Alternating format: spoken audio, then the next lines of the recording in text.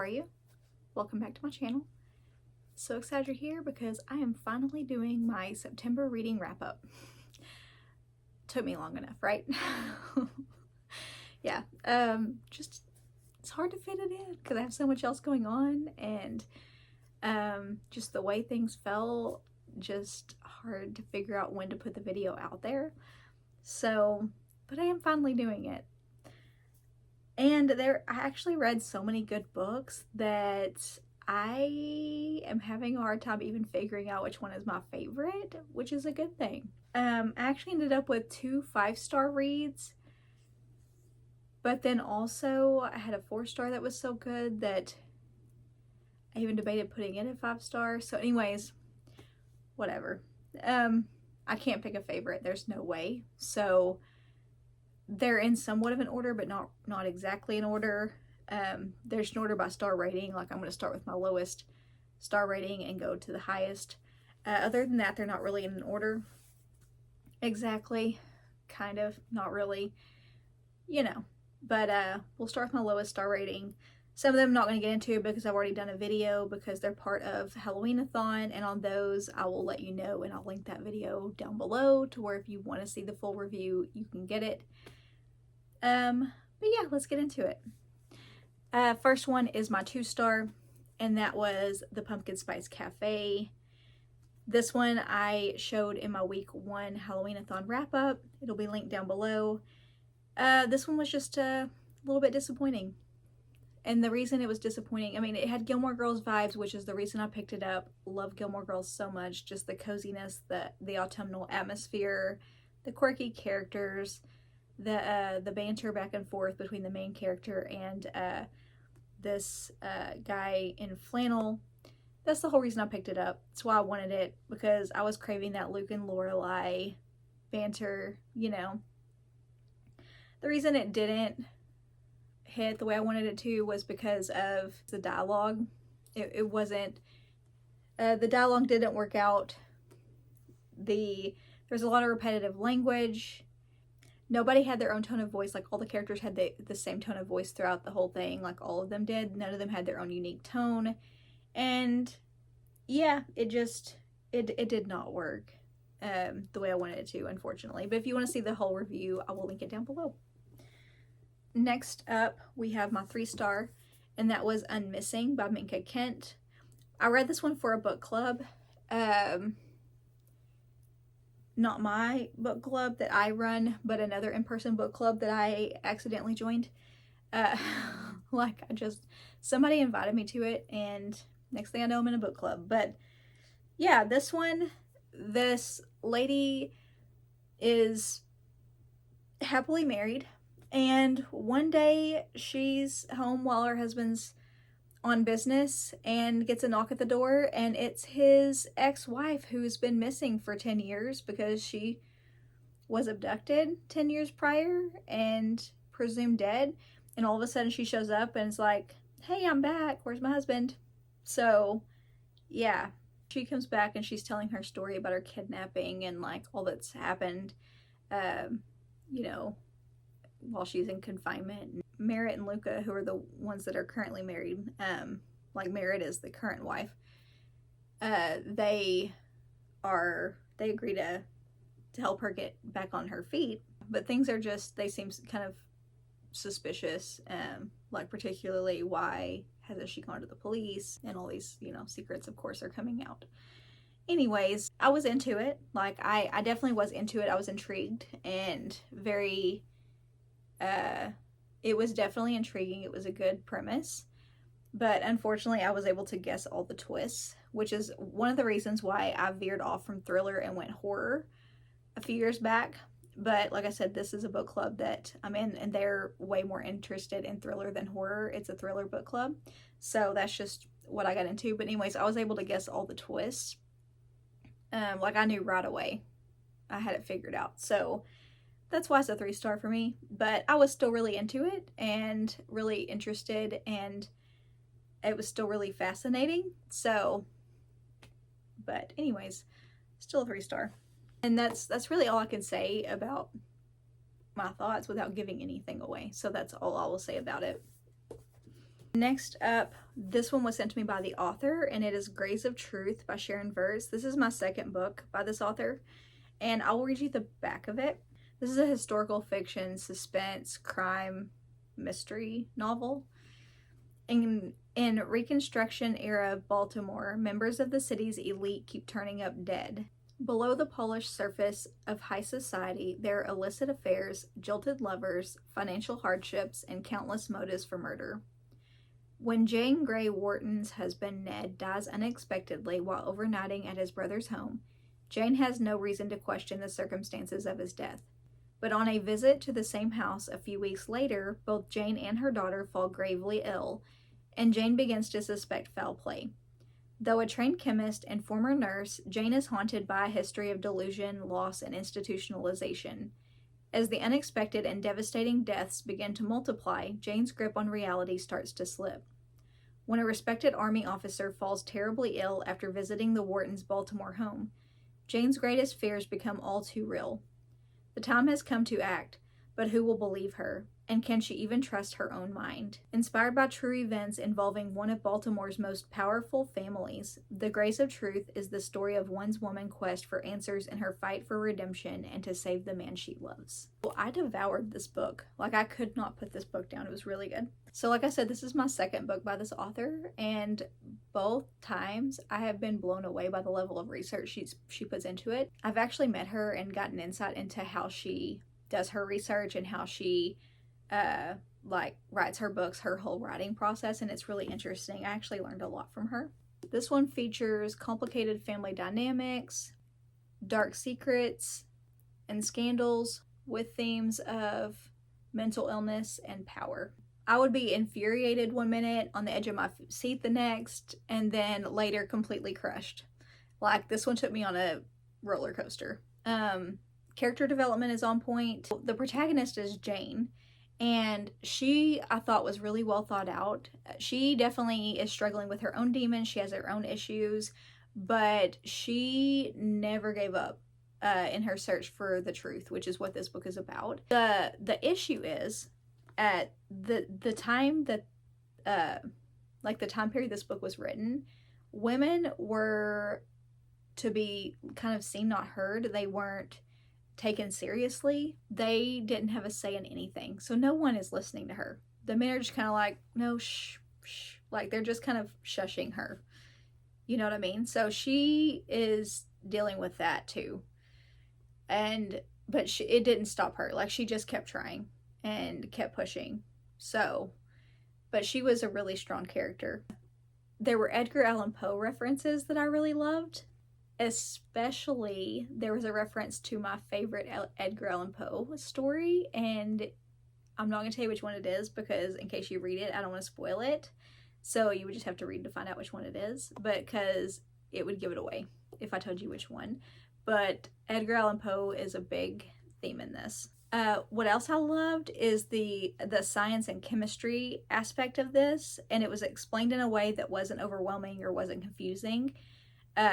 But I really freaking loved that. I thought that was like really fascinating, and her other book that I read too had that. So, because, you know, it's medical, like there's a lot of like medical, I say medical, but the science is like the medical side of it, like the chemistry elements, and but it's not like overwhelming or anything like that. It's really accessible. It's really easy to understand. Sharon Virts, like this author, she has a way of sort of intricately weaving a story that is just next level. I like trying to solve it before it's solved for me by the end of it because all these secrets, lies, and scandals are sort of unfolding as the story goes along, and you're getting bits and pieces of it. And like the ending of this blew me away. But yeah, I would highly recommend, if you like a good mystery, if you like a good historical fiction, if you're a historical fiction fan, I would highly recommend it. It was really good. And this is a 4-star. We're in the 4 stars, if I didn't say that already. This is another one that was sent to me by the author. I've already given a review on this one in my week 1 wrap up. Again, it's linked down below. And that is The Witch's Cookbook by Taylor Pensoneau. This one was really cute. It's a middle grade fantasy, mystery, little spooky vibes, but not overly spooky. Really, really cute. This Rip Van Winkle bakery and Miss Hopper, the owner, have been enchanting customers with these pastries for years and been protecting the town from creatures forever. Her secret weapon is this cookbook by the famed author Washington Irving. Well, the cookbook goes missing. Elise, she works at the bakery, and her friends, they take it upon themselves to save the bakery and try to recover this cookbook. Yeah, it's an adventure, and it's fun, and it's cute, and a lot of quirky characters, and Miss Hopper especially is really quirky and eccentric, and it's just adorable. Really fun, adventurous, magical, and you know, it's perfect for somebody that wants something that's spooky but not too spooky. And especially if you love middle grade, I would definitely recommend it. It was a lot of fun. Next up, I read Bookshops and Bonedust by Travis Baldree. I was in the mood for something cozy. I needed I needed something cozy. I don't remember what I read that I was like, yeah, I really need something cozy. But of course, this is the second one after Legends and Lattes, which I also really enjoyed. I read, it's been over a year ago now, but anyhow, I loved this one as well. And this one I gave 4 stars. I think I gave Legends and Lattes 5 stars whenever I read it. But this was also really cozy and wholesome. This one had more action and adventure, I feel like, than Legends and Lattes. Love the characters. So freaking cute. I think my favorite character in this one was Fern. Fern is like this super adorable, this is Fern. Super adorable, sweet voice, soft-spoken creature, but then she has a potty mouth. And there was just something so hilarious about that. But I just love her. I love her so much. She was definitely my favorite. It's just full of like baked goods and books and just all the freaking cozy, wholesome vibes. It feels like a warm hug, just like Legends and Lattes did.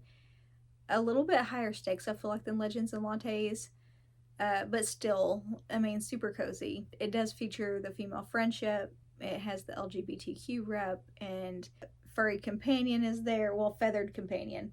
This little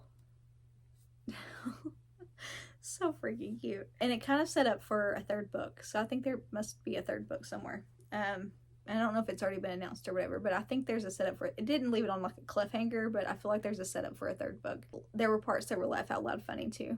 But I love a book sometimes. Being a horror reader, it's not very often, but every now and then I need a book that feels like a warm hug. I do get in those moods sometimes, believe it or not, and I was just in that mood, and this definitely brought that. I loved it so much. This and Legend and Lattes are 2 of those that I'll be rereading when I need that. Like, just comfort reads. And I just really enjoyed it. It was really cute. Another one that I've already talked about, so it'll be in that video that I linked, and that is the Autumnal. Just a nice graphic novel. Had cozy in the beginning, ended up being nice and gory with body horror and super creepy. Very autumnal, obviously. The Autumnal had the fall vibes, obviously, but super creepy, super gory. Very amazing art. Loved the art in this. Really good. I really love the storyline, and yeah, just super gross and disturbing. This lady's mother has passed away, and so she goes there to, she and her daughter have been living in Chicago, so she goes after her mom passes away to the place that they have, that she actually grew up, and she had, left, called Comfort Notch, New Hampshire. Yeah, creepy things happen, so that's all I'll say about it, but it was really good. And like I said, if you want to see the full review, that video will be linked down below. This is going to be toppling over. I could see it. I haven't got the little stool yet to put my stuff on over here, but I will eventually when I get my crap together. It's coming. But next up, I read The Eyes Are the Best Part by Monika Kim. No boy, this was wild. So this one, this girl, she's in college, Korean American, and so she lives with her mom and her sister. Her sister is like 15, and their dad has fairly recently left her mom. Her mom was really heartbroken about it and really struggled with it, and her dad like completely up and left for like another woman, and her mom's like was really upset about it. Well, her mom like within a few months met this other guy who's white, and he's the worst. Like I don't like this guy, and neither do they. And he's just he fetishizes Asian women, and he's really gross. And even I was grossed out by this guy, and I wasn't even there, but he's just really gross. Well, on top of that, like, she is dealing with other things too, and has dealt with other things by men, and particularly like white men, and like at her school, and like other things that they've dealt with, but particularly like mediocre white men who are very sure of themselves and very just, yeah. So she's had enough. And on top of that, she's developed a taste for eyeballs. And she is kind of, yeah. And she's quickly, like, well, I say quickly, there's like a slow unraveling happening as this book is going on. And she's got this, you know, this rage is like slowly building up as the book is going on. And she's getting slowly fed up with George's shit. George is the guy that her mom is seeing, and her mom is sort of just like oblivious. She's just like blinded, and not seeing any of his crap, you know. So yeah, that's all I'll really say about the plot. But I really enjoyed this. Slower burn. You know what's coming. I mean, you pretty much know what's coming, kind of. You just don't know to what extent it's coming, but you know it's coming. Oh man, so good. It was really good. I really enjoyed it. This is like a really good female rage, good for her horror, and I'm here for it. I really enjoyed it. Oh man. There were times that the main character wasn't exactly likable. You know, she didn't always make the best decisions, but even still, you're like, I mean, it's still hard not to root for her because you kind of get it, what she's going through, and you know what I mean, like you're still like, good for you, you know, you still kind of get it, but then also you're like, why? So it's like it's hard not to question some of the things she did, but still, like, a lot of it, you get it. It's complicated, but anyway, so I really enjoyed it. I really enjoyed the writing style, really enjoyed the story. Character development, excellent. It definitely is a slower burn. It's not one of those like jump scare situations. It's not one of those that's, it's not that, but really good. There's commentary on racism, sexism, power dynamics. Yeah. It's like a female, like, it's just like a built-up rage that just finally pushes her right over the edge, you know? I really enjoyed it. Loved it. That's all I'll really say about it. I would definitely recommend it if you like horror, body horror. Really good. Really loved it. And I hate George. George is awful. Next up is, I'm going to put the picture of it right here because it was sent to me digitally by the author, and this is another one that I have already told you guys about, and that is Moonlit Massacre by James Cooper. Another one that I highly recommend. And this is it's based on true events that happened in Oklahoma, so it is historical fiction / true crime / horror / slasher situation. Really good. And this is based on an event that happened in the summer of 1968 where 6 employees of a sirloin stockade buffet restaurant found themselves forced into a walk-in freezer during a robbery, then executed, leaving no witnesses. The shocking events and resulting 9-month nationwide manhunt left a deep scar in the psyche of Oklahoma City residents and served as inspiration for a new novel coming this October by English professor and Oklahoma City counselor James Cooper. Moonlit Massacre, Cooper's debut novel, draws inspiration from one of Oklahoma's most notorious crimes as well as other unsolved murders in the same time frame to knit together a story of community gripped by fear. Rather than focus on the assailants, Cooper explores a young city rocked by tragedy. This was very unique in that, like it says here, he didn't focus on the assailants. He rather focused on the setting and on the victims. So the whole book, you're getting to know the characters. You're getting to know their lives, their struggles, their personalities. You're getting to know them. So it's leading up to the big event. And there's also other slashing, there's other murders that take place throughout it, leading up to the big event. You know what I mean? So the big thing is going to happen, but you're getting to know them as the story's going on, if that makes sense. So it was really good. I loved the setup. I loved the layout. I loved how he set everything up. The character development was really well. The scene setting was really well done. There were a lot of music, movie, and literary references that I thought were really well done. I thought he did a really well job of portraying life in the South and growing up in the South. I grew up in the South. I grew up in Oklahoma and in Texas. Was born in Oklahoma, raised in Oklahoma until I was a freshman in high school, and then I moved to Texas. So I very well know what it's like growing up in the South, not in the 70s. I was born in 86, but just growing up in the South, I thought he did a really good job of portraying that in the book. But yeah, if you want to see my full review on this one, that will be linked down below as well. I highly recommend this one. Highly recommend it. It was really good. Really nicely done. Next up, this is another one that was sent to me by the author. We're in my 5-star reads now.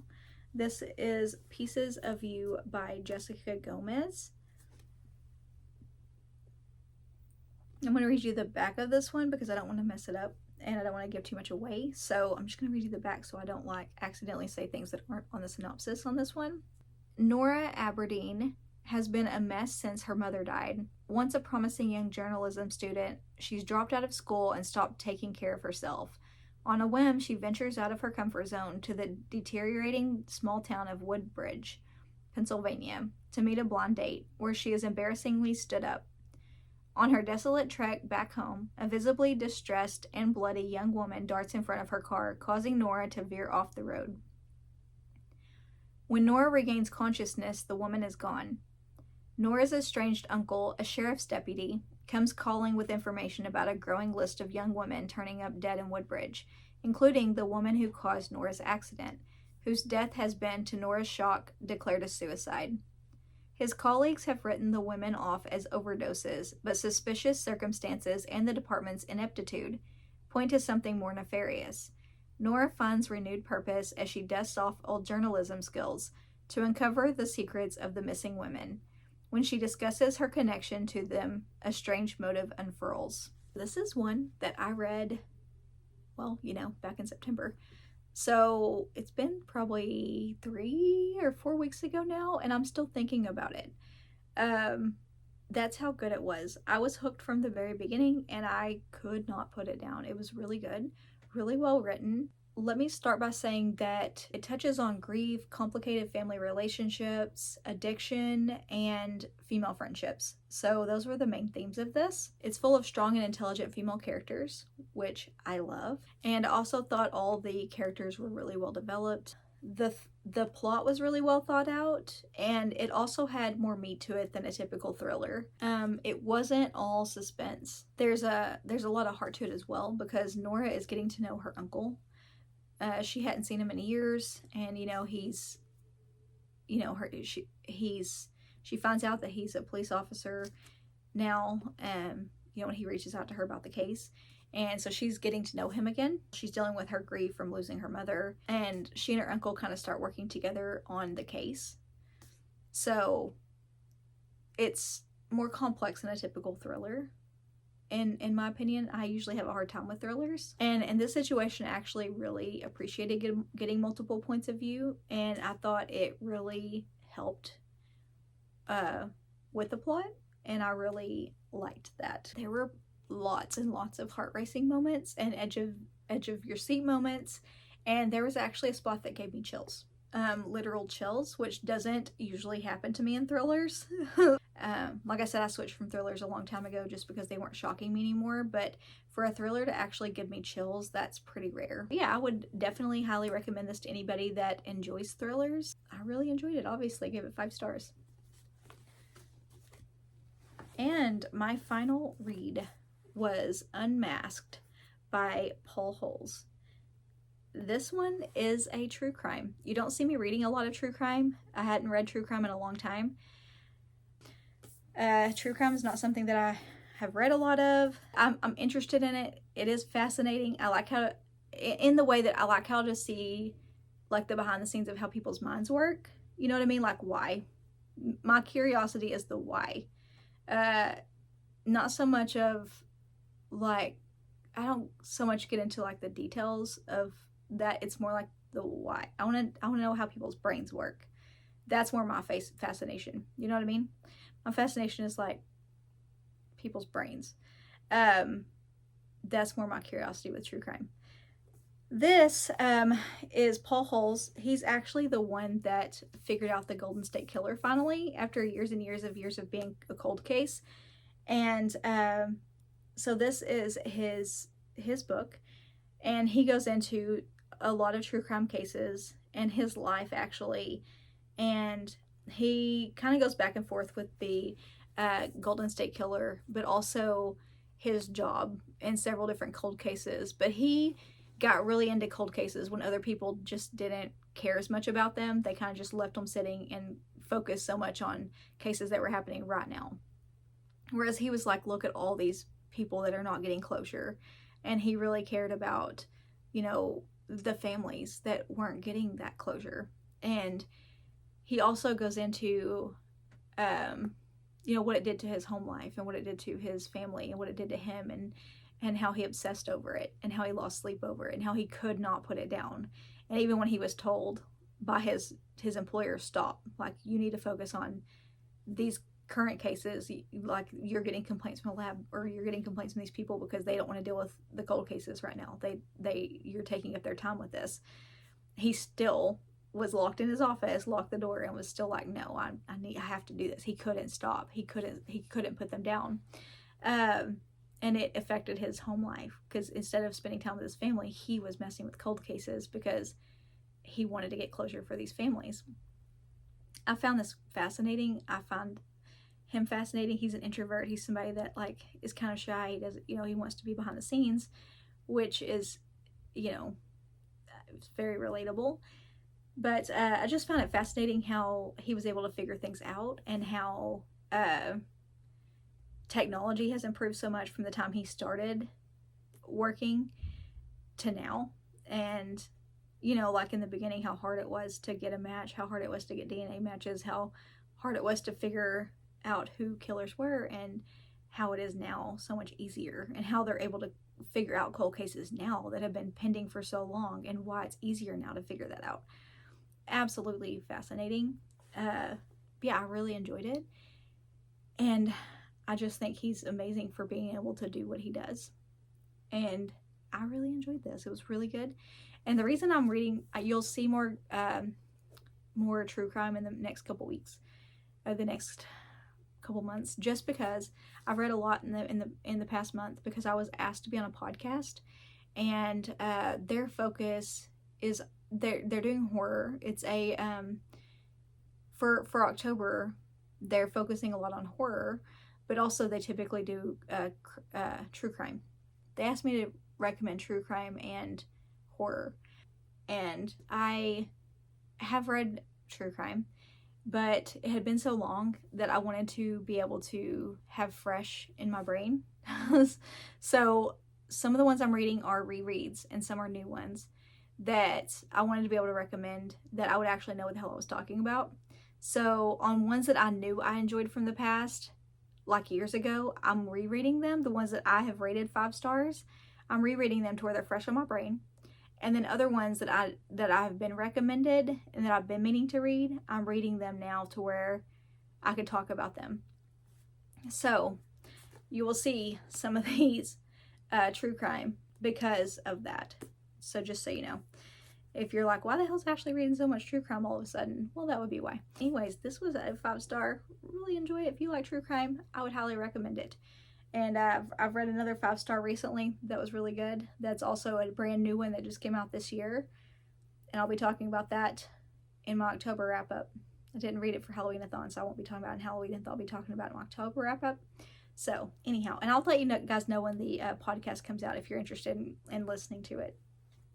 So, those are all the books I read in October. So, 10. I will see you on Friday. Bye for now.